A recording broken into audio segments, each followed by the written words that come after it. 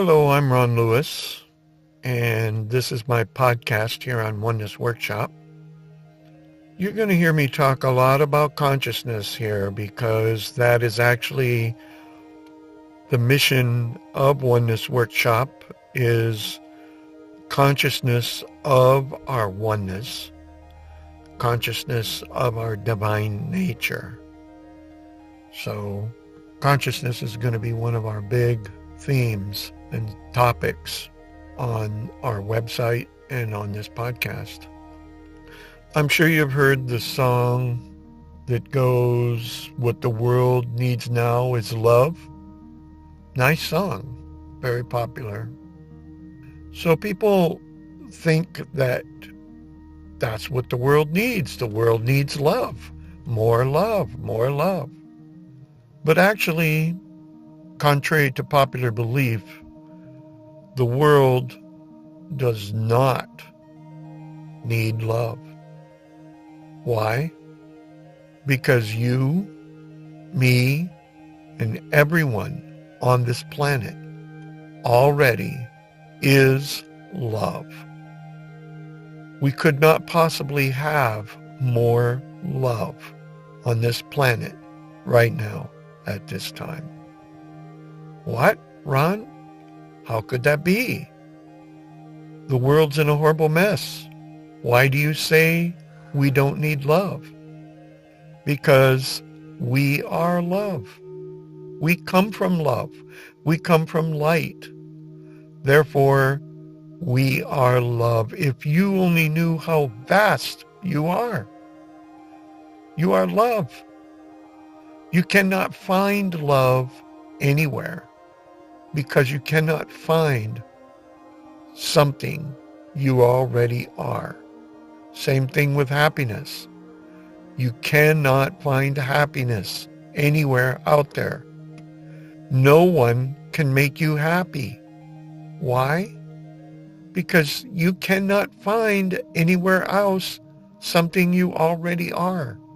No one can make you something you already are. No one can give you something you already are. No one can give you love. It's just not possible. Why? Because you already are love. Now, we can share love. We can share happiness. But we cannot give happiness and we cannot give love. But we sure can share it. And we sure can use it to make this world a better place. So the world does not need love. The world needs consciousness. We need to become conscious that we are love.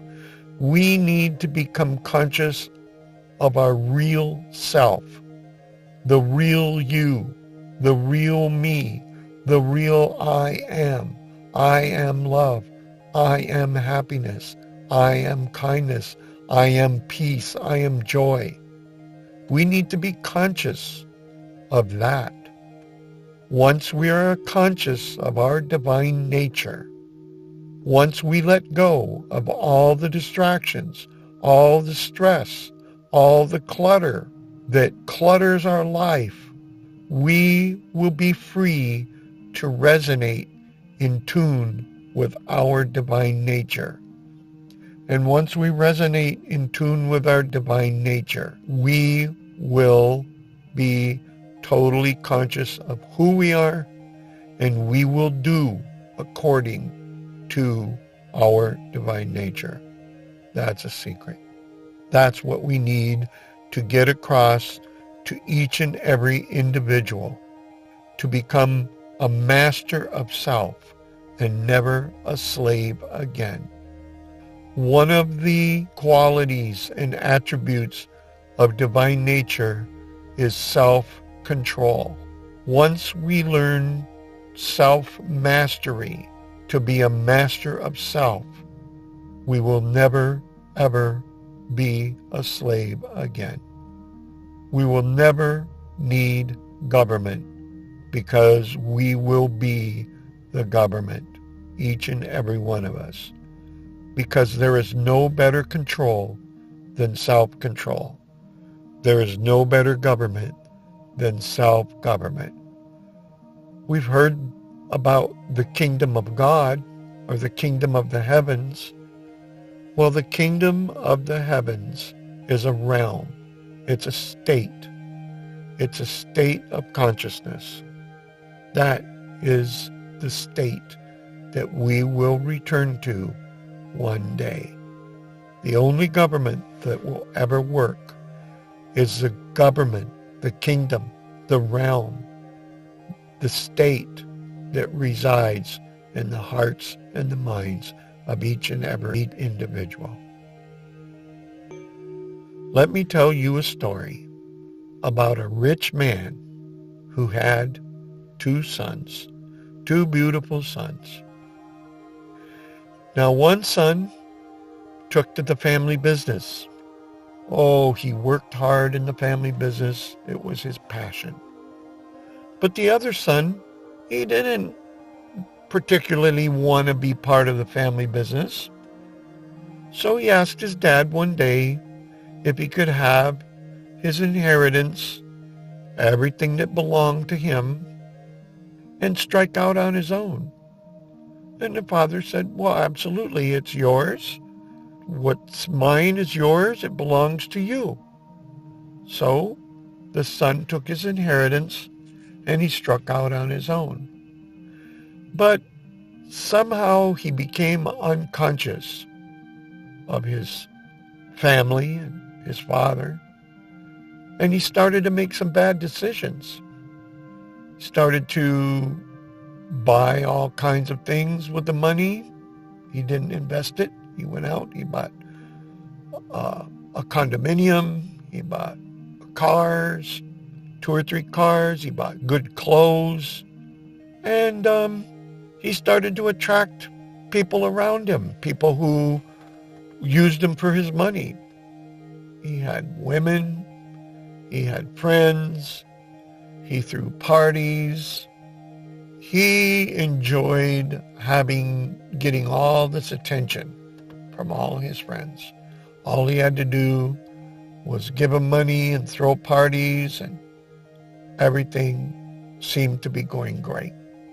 He started thinking maybe he should gamble with his money, and that way he could keep partying if he gambled his money.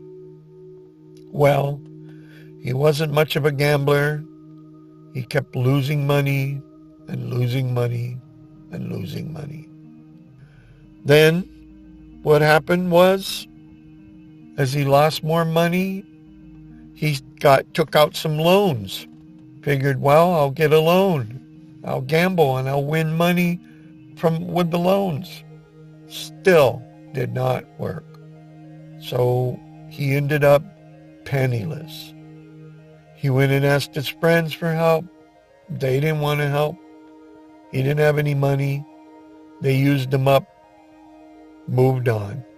Women, they moved on. The guy had no money. So he ended up walking the streets. And as he walked the streets, he begged for food. Eventually that got old. People no longer give him food. He ended up in a back alley, just laying there, rats crawling on him, bugs, dogs coming up licking on him. He didn't care. He just wanted to die. He had nothing at all left. Not misfortune, just unconscious decisions. He had forgotten who he was, where he came from, because he was distracted by all the desires and pleasures and partying. But as he laid there with nothing at all, the only thing he had left was himself. The only thing he had left was to think about himself, where he came from. And he thought about where he came from, thought about his father, he thought about his brother, thought about his mom. And he thought, how did I get here? This is not who I am. So he started to become conscious of who he was and where he came from. So he picked himself up and started walking. And he walked, and he walked. And as he walked, he ran into some of the people he owed money to. And he ran, and he ran, and he escaped. And some of his friends who used him were laughing at him, making fun of him. But he just didn't pay any attention to them. He ran all the way back home. And as he stood at the grand entrance of his father's property, he wondered what it was going to be like. What was his father going to do? When his father seen him, what did he do? Well, some fathers probably would have disciplined him, probably would have told him to leave, to get out of there. He's worthless. Don't ever come back. Or perhaps they would have scolded him, judged him, turned him into a slave, made him beg to come back. But what did his father do? His father stood there with tears coming down his face, opened up his arms, walked up to his son and embraced him and wouldn't let go, hugged him and hugged him. And he said to his family, prepare a bath for him, get him a car, get him a house on my property, buy him new clothes, give him money so he can pay off all his debts, so he can have his inheritance back. Because my son recognized where he belongs, who he is, and now he will always do according to who he is. Well, when the other son seen this, he was upset. He said, here I am, working away.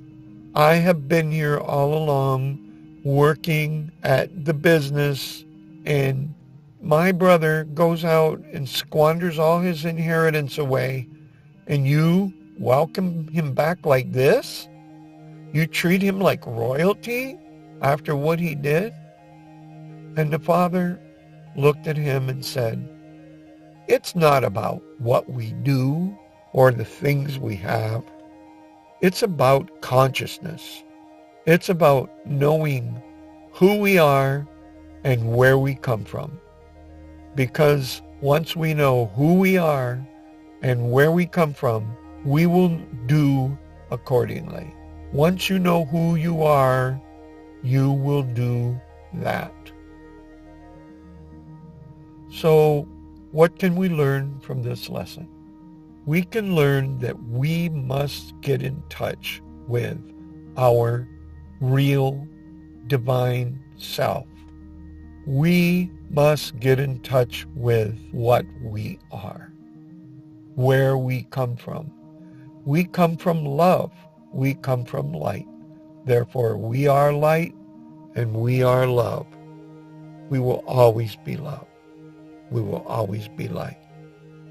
Once we are conscious of who we are, we will do that which we are. We will do love. We will do light. We will do happiness.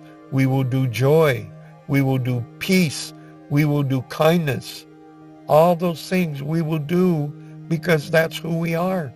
Once we are conscious of who we are, we cannot do anything else but that. For example, look at the honeybee. Does the honeybee fly around pretending to be a bird? Pretending to be a fish? No.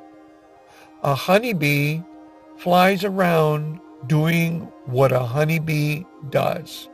A honeybee gathers nectar to make honey. A honeybee pollinates the crops and benefits the environment in many ways. Be true to who you are. Discover who you are and be true to that. And the world will be a better place. All we have to do is become conscious of our divine nature. And that's my little podcast for today. So next time we'll do another one, probably about consciousness and oneness. Thank you. I'm Ron Lewis.